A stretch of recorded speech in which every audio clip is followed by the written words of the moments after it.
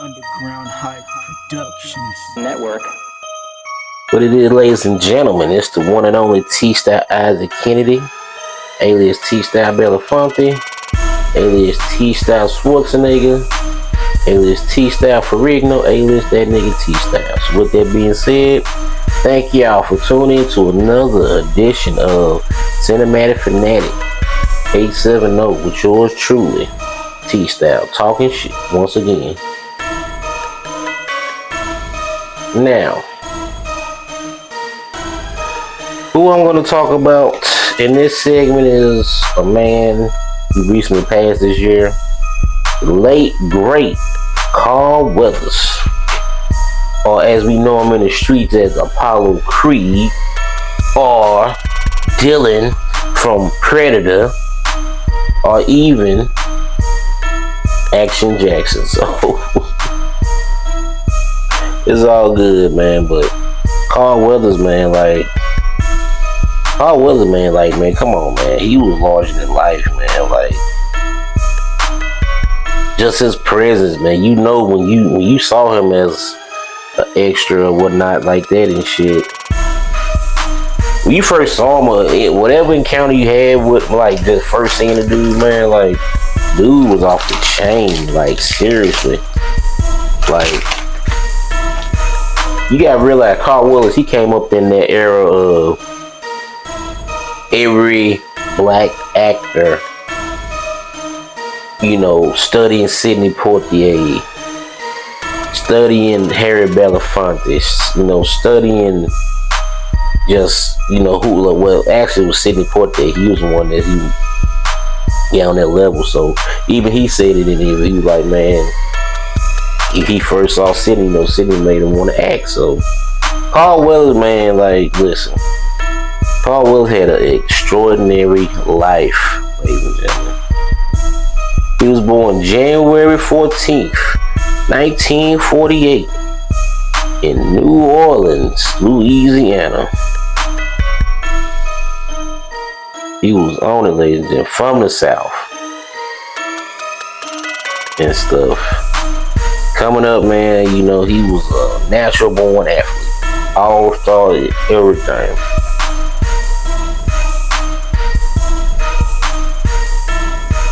The boy was bad.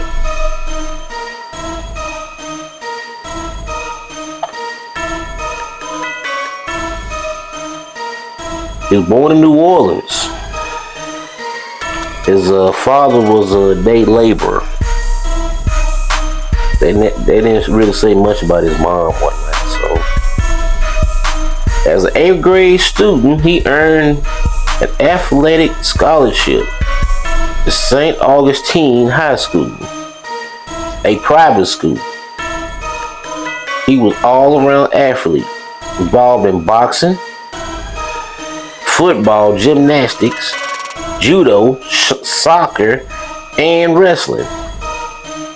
He played football and graduated from Long Beach Poly High School in 1966. So he was on it.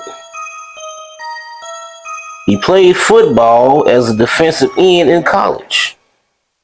He started his college career in 1966 at Long Beach City College. He did not play due to an ankle injury he suffered. He transferred to San Diego State University, becoming a letterman for San Diego State Aztecs in 1968 to 1969. Helping them win in 1969 in the ranks and all this shit. He was bad and shit. So after that, he left there. I think let me see. After that, you know, he did his thing in there. So he, you know, of course, like any other reasonable athlete, they want to go pro, get paid. So he got signed with the Oakland Raiders of the NFL as an underdraft free agent in 1970.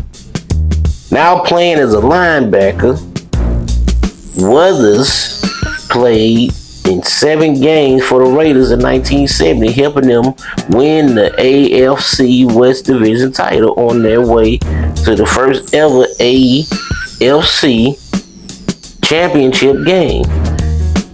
Before the 1971 season, Carl Weathers converted into a strong safety. He only played 1 game in 1971 before the Raiders released him in 1971 after Coach John Madden told Weathers, he told his man, "You're too sensitive." Why would you tell this nigga some shit like that? You're too sensitive.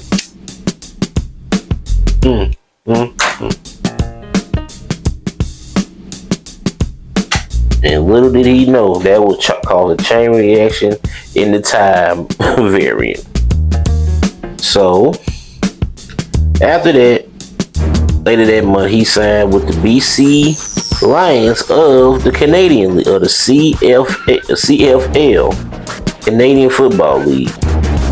He played with Lions until 1979, playing 13 games in the total. During the offseason, Weathers attended San Francisco State University and earned a bachelor's degree in drama in 1974.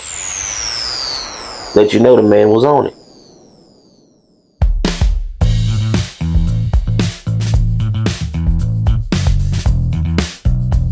So after that, Weathers began working as an extra while still playing football.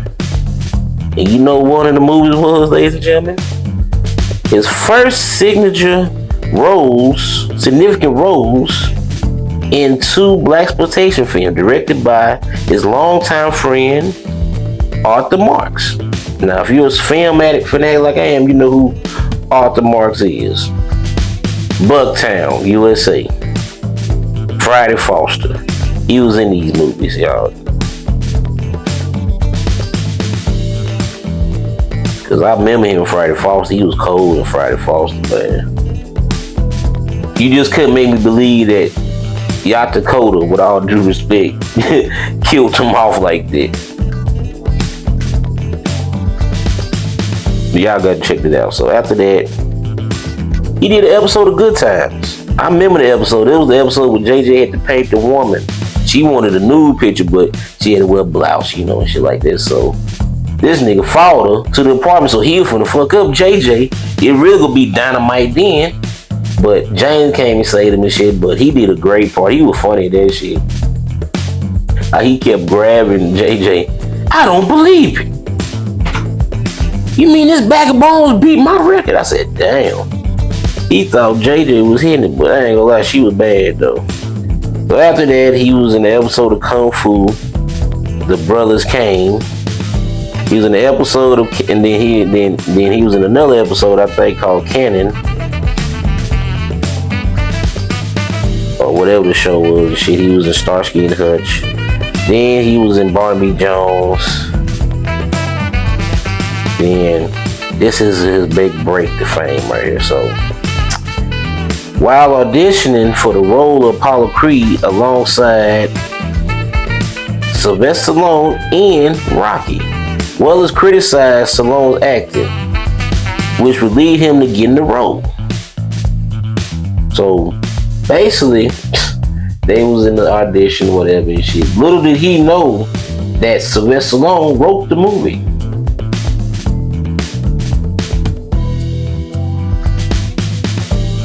He didn't know he wrote the movie, so he criticized him, man. You ain't, man, this, that, man, like this. So that's what made Sylvester Stallone like, man, you know, he perfect for Apollo Creed. He's cocky. And that's what, you know, that's what made Apollo Creed, because Carl Weathers solidified that role.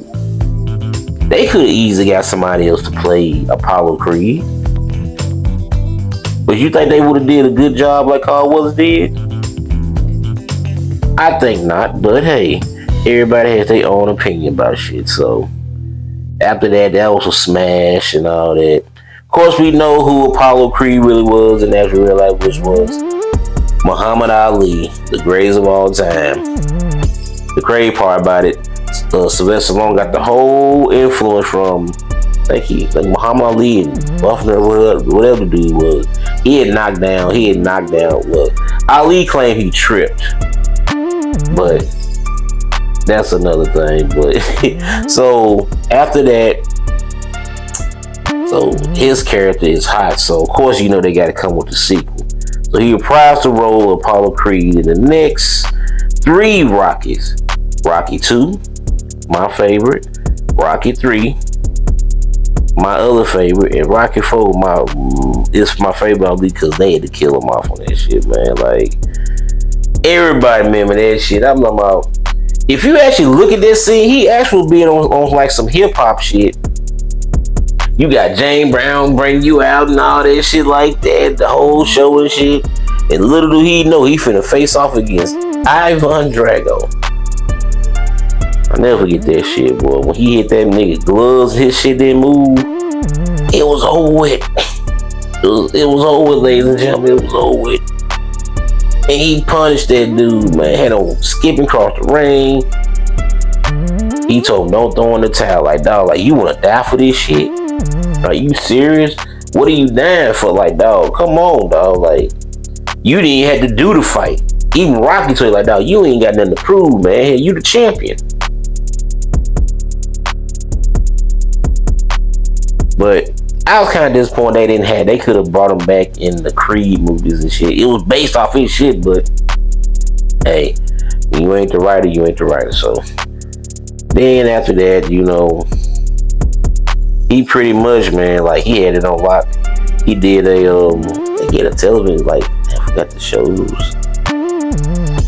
Pre-Action Jackson, I forgot the shows. Dane Kane or some shit. He was like a detective or some shit like that, but he had that show. He did a television movie version of the 5 ones with Robert Ocher. He was from Spencer for Hire and shit like that. They did their version of it, you know, because, you know, like I said earlier, Sidney Poitier was a huge influence on him, so I think he exec produced that shit, but it was good too, so. But don't get it twisted. Carl Weathers, man, like, he was an excellent actor, man. You couldn't knock that shit. And them Rockies, man, come on. You can't tell me, no way. Come on, he's going down. All right, here you go. I don't want to change. I like being me. You gotta get the eye of the tiger. Like, come on, man, shit. But after that, though, man, he pretty much did that. Then he did, of course, I forgot he was in he had a cameo in Close Encounters of the Third Kind. Then, you know, but that was before that though. Then he was in Force 10 from whatever the movie was. It was like an army movie and shit.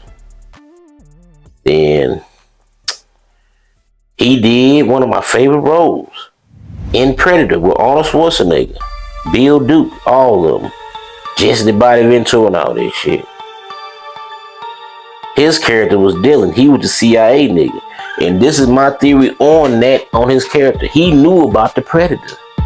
Matter of fact, that thing they were trying to, in my opinion, he talking about get across the border with it. Nah. They knew about the Predator. He knew about this shit. Because the girl knew about the Predator. I think she was a CIA operative too. That's my theory on the character, but the movie was a trip. You gonna try next cheese? Hey, his cap game in that. Hey, if you look at his cap, man, hey, he really rocking that army cap, man. Like, seriously, man. Like, he got so messed off by the Predator, man. God, dog. Got his arm blown off. And he got stabbed. He got killed. Oh my God. But then, after that, he did one of my favorite action 80s films, whatever you want to call it. That badass Action Jackson.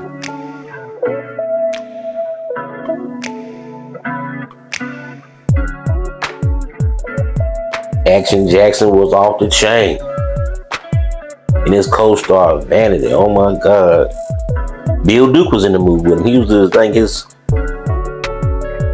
captain rapping or some shit like that, but he was in the movie shit. The reason that movie was great because, man, the shit he did in that movie, man, like,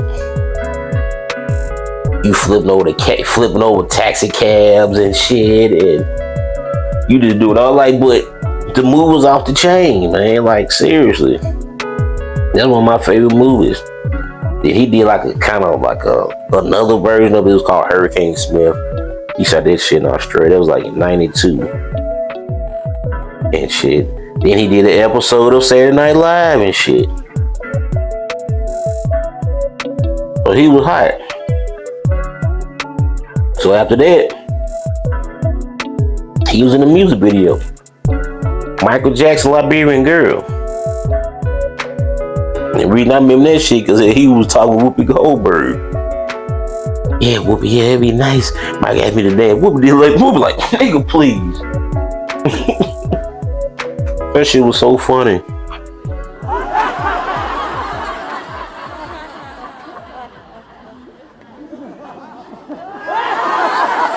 But a lot of people though, man, they don't knock that. They don't. Carl Weathers he had a good comedic timing. He was funny. I think that's why Adam Sandler got him in his movies and shit. You remember him in Happy? You remember that nigga in Happy Gilmore, man? He died and shit. But Adam Sandler fucked with him.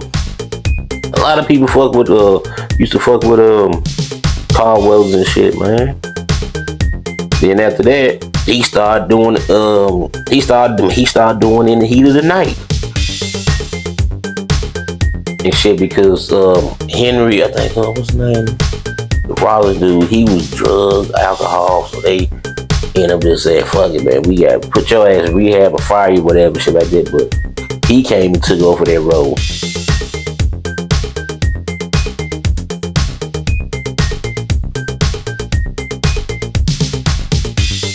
Cause he played Hamilton Forbes. Cause he was replacing Chief. As a matter of fact, he was the chief. Cause he replaced the Gillespie. Cause he became I think he became the sheriff or some shit like that. That was in the show and shit. But Carl Weathers though, man, he did a lot of other movies and sports shows and shit like that. He was in that show with Marcus Strahan and boy, I can't think of the movie name. Chill from a House Party. They had a show. He was the daddy and shit. He was in some movies. He was in Chicago Law. Then his last known role was he was in the Star Wars, the bounty hunter dude and shit like that shit. So that was his last, like, I guess, known acting credit. So Carl Weathers, man, listen. You left for a huge influence, man. Don't ever, you know what I'm saying? So it was off the chain, ladies and gentlemen. So Carl Weathers, R.I.P., sir.